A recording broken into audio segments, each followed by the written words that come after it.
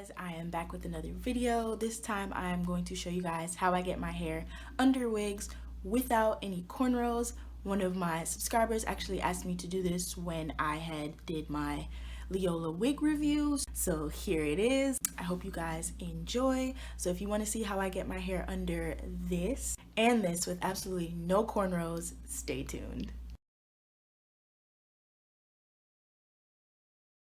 So I'm starting off on dry hair today. In the event that I'm throwing my hair under a wig the day of wash day, I will use Africa's Best Hair Mayonnaise to deep condition or Eden Body Works natural deep conditioner.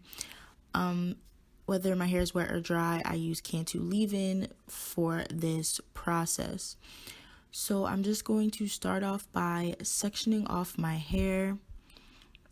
And I'm just finger detangling a little bit, wetting my hair, throwing the leave-in in my hair, and then I'm going to comb my hair out and braid it.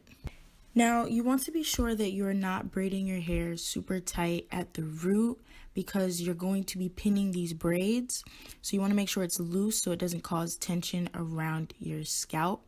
And you're just going to repeat this process all over the back half of your head. Now, I stumbled upon this method because one day I had to go out and my twists weren't dry, so I just pinned them, threw them under a wig, and I found that this method works. But you don't want to do that too often because your hair does not dry underneath that wig cap. So you can use either twists or braids. However, I prefer to use braids with this method when my hair is dry because it lays down a lot flatter. Now, with the front half of your hair, you're going to start by making a clean part down the center of your head and clipping off one half of your hair. Now I'm going to make another part where I would normally have a side part for my wigs. And this is the part that really makes this pattern versatile so that you can wear a wig with any kind of part with this method.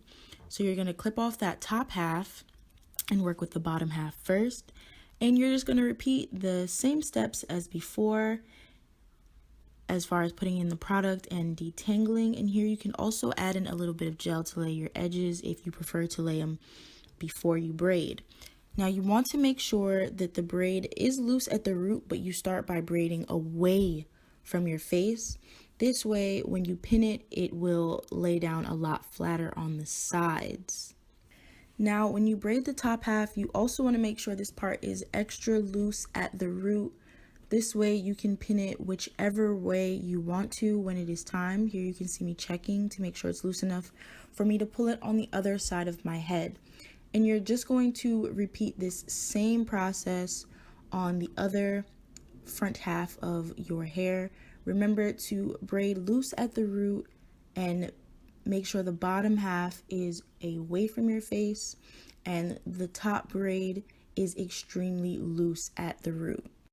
And this is what it should look like when it's all done. I'm checking my parts and making sure that I can move my braids when I need to.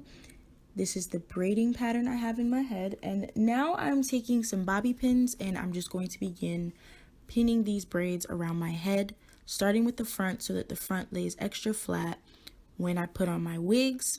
Now the first unit I'm trying is a side part unit, so that is why I'm taking that other front half braid and I'm pinning it to the other side.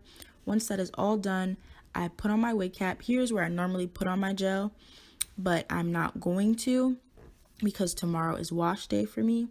I'll be sure to leave links to when I actually slayed my edges with this method above and below. Now I'm taking that curly unit that I had in my last wig review and I'm putting it on. I'm making sure that my part and the wig's part match up so that it lays flat.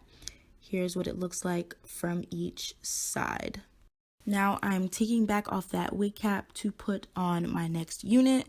This one is a straight unit and it is a middle part, so I'm moving that front braid to the other side and pinning it to the back.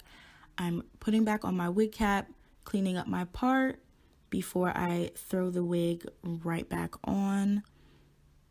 Here's the wig, here's the center part, and now I'm just putting it on, matching up my part just like I did with the other wig, inserting my combs, and now I'm going to brush the wig out.